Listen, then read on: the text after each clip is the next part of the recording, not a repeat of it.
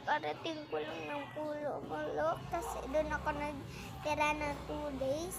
Doon kasi ako sa pinsan ko. Pero hinatid lang nila ako dito kasi pupunta na sila ng Canada tomorrow. Kasi hindi ko na